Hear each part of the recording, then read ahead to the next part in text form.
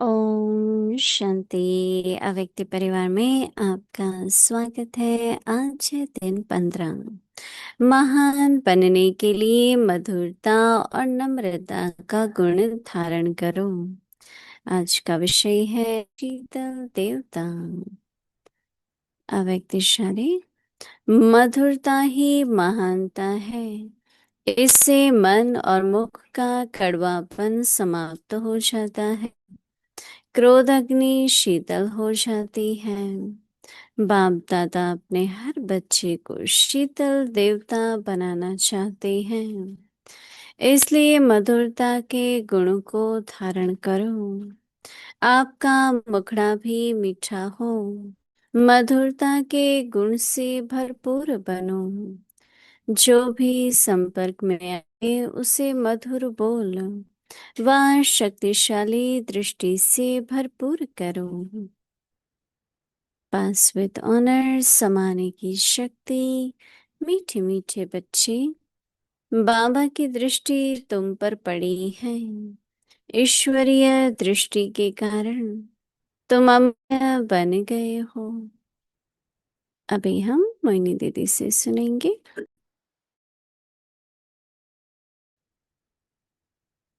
बाबा ज्ञान के सागर हैं, फिर प्रेम के सागर हैं। तो ज्ञान इतना, बाबा रोज रोज हमें मुरली सुननी चाहिए। रोज हमें ज्ञान का मनन चिंतन करना चाहिए, क्योंकि जीवन में दो चीजें होती हैं। एक होता है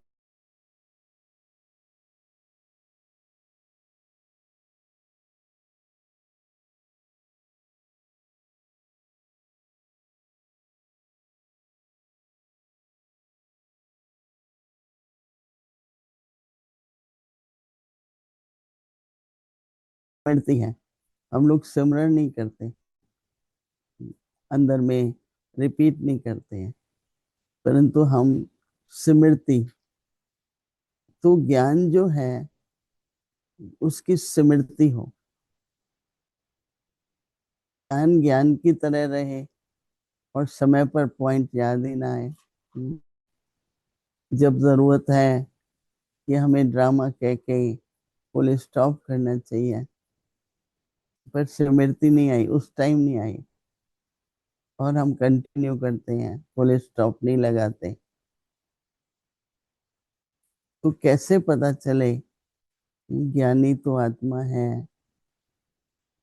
वो उसकी स्मृति से। और कई बार स्मृति का भी ख्याल नहीं रहता, तो कहते हैं कि जो हमारी वृत्ति है वो स्मृति के आधार से है। जैसी बात याद आएगी मन में, उस तरह की वृत्ति, फीलिंग्स कहें, वृत्ति कहें, वो इमर्ज होती है। ये डिपेंड करता है क्या याद आता है। कभी कोई ये भी लक्ष्य रखना होता है कि मुझे क्या भूल जाए और क्या याद आए। कई बार जो कुछ भूलना होता है वो बार बार याद आता है, तो उससे क्या होता है कि हमारी स्थिति नीचे ऊपर होती है। तो कैसे हम स्वरूप बने स्मृति का? हमारी दादियाँ थी, तो वो स्मृति का स्वरूप थी, तो उनकी वृत्ति और वाइब्रेशंस बहुत बहुत पावरफुल थे। फिर अगर वृत्ति का भी पता नहीं चले तो दृष्टि को देखो।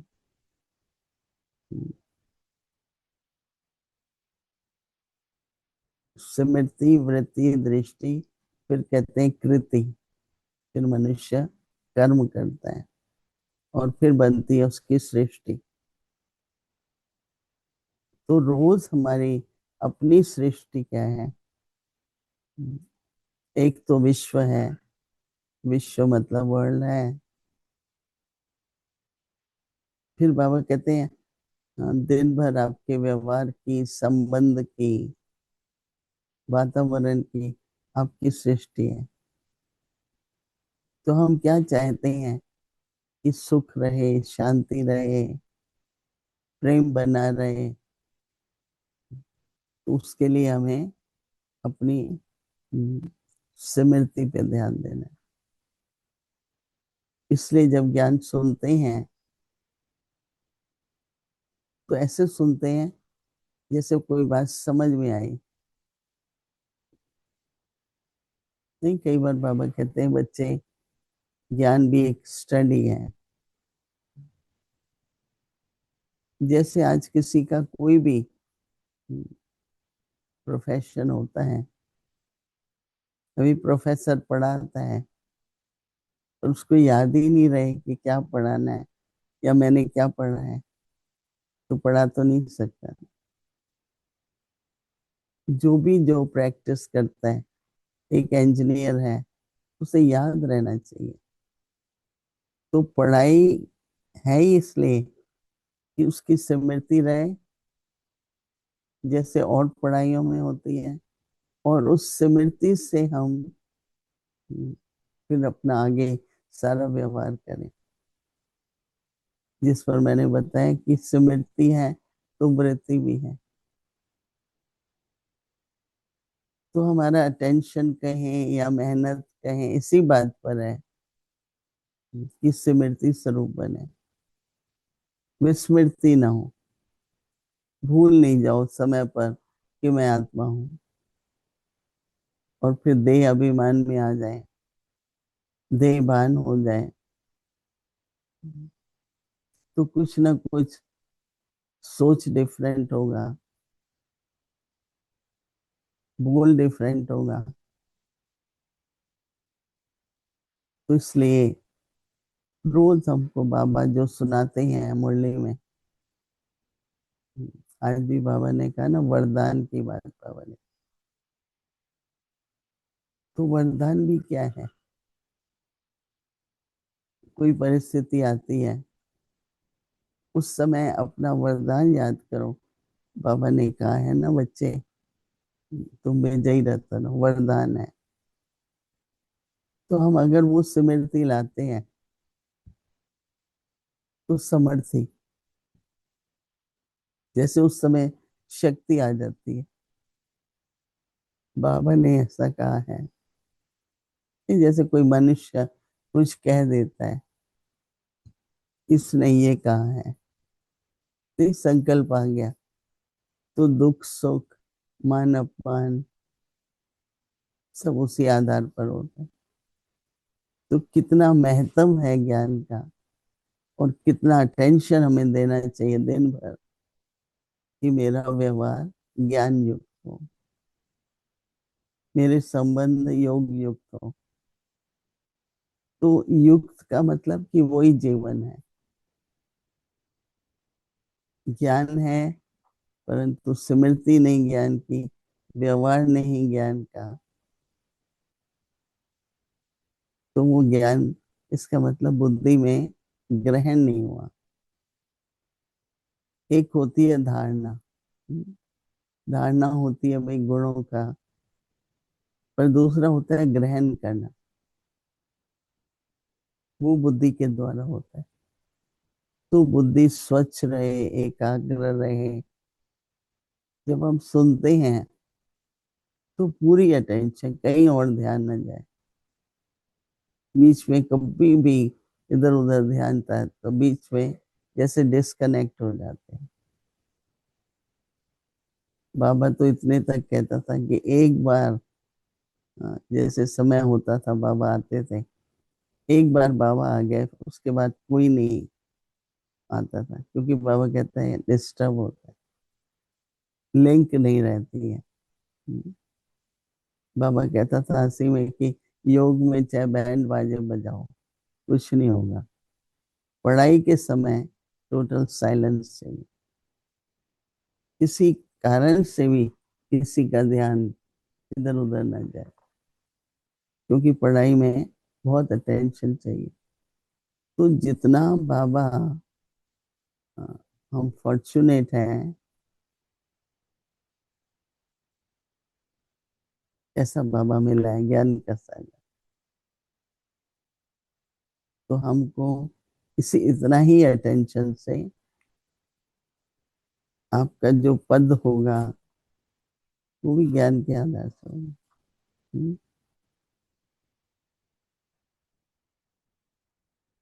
जितना जितना स्मृति स्वरूप बनेंगे, स्वरूप में आनी चाहिए वो स्मृति। बड़ा अनुभव करने की बात होती है, क्यों मुझे ये बात याद आई, क्यों मुझे किसी की कोई बात मन में फिर आई, क्यों फोन स्टॉप नहीं लगा। फिर ध्यान रखते हैं तो अगली बार लगता है। तो इसलिए आज बाबा तो और आगे बढ़ा रहे हैं, मधुरता और धैर्यता। तो आज आप बाबा कह रहे हैं कि आपको शीतला देवी और शीतला देवा बनना। शीतल जैसे चंद्रमा की रोशनी है, बहुत शीतल होती है, उसमें तेज नहीं होता, लाइट होती है पर बहुत शीतल होती है, तभी तो आप देख पाते हैं ना। तो आज बाबा कह रहे हैं कैसा स्वभाव होना चाहिए, नम्रता और मधुरता है, पर अब क्या चाहिए, शीतल। तो बाबा कहते हैं कि मधुरता ही महानता है।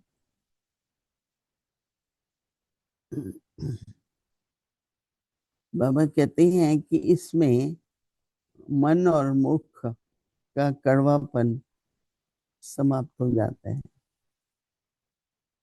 मन का कड़वापन और मुख का।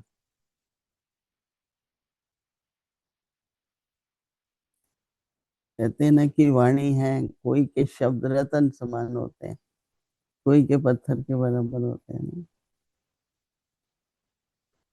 चाहे ज्ञान सुनाने में भी अपने अनुभव, अपनी धारणा, अपने स्वरूप से जब कोई भी बात कही जाती है वो अलग होती है, वो अलग तरह से टच करती है। ऐसे ही अगर हम करते हैं, हाँ, तो बाबा की बातें भी कभी कभी कहते हैं बहुत स्ट्रांग था, परंतु मम्मा हमेशा कहती थी कि देखो, हाँ, कभी भी बीमार होते हैं तो खाना अच्छा नहीं लगता है। तो अगर मुरली अच्छी नहीं लगती है तो कोई ना कोई मन का कुछ ऐसी स्थिति है जो मुरली बुद्धि में भी नहीं ठहरती, सुनते समय भी एकाग्रता नहीं है, तो उस पर ध्यान दें। तो बाबा कहते हैं मन और मुख का कड़वापन समाप्त हो जाता है।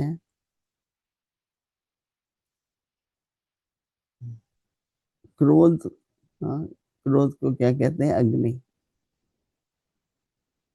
क्रोध अग्नि शीतल हो जाती है, और ये टेस्ट आते रहेंगे एंड तक।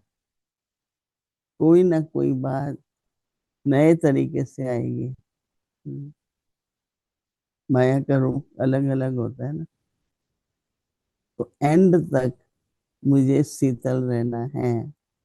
तो इसलिए बाबा कह रहे हैं कि क्रोध अग्नि शीतल हो जाती है। बाप दादा अपने हर बच्चे को क्या देखना चाहते हैं, शीतला, शीतल।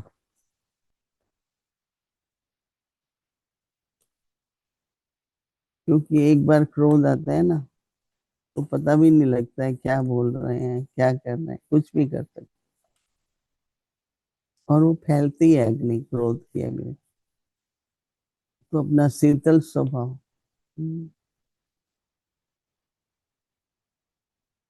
क्योंकि क्रोध है, जोश है, आवेश है, रोब है, बड़ी वंशावली है क्रोध की भी। तो इसलिए बाबा जो कह रहा ना कि चित्त ऐसा हो जाए, शांत चित्त, शीतल हो जाए।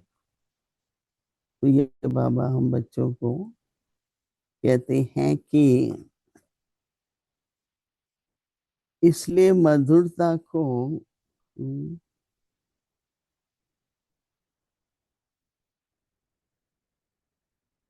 बाबा ने कहा क्या करना है, मधुरता के गुण को धारण करो, अथवा कड़वापन भी मीठा हो।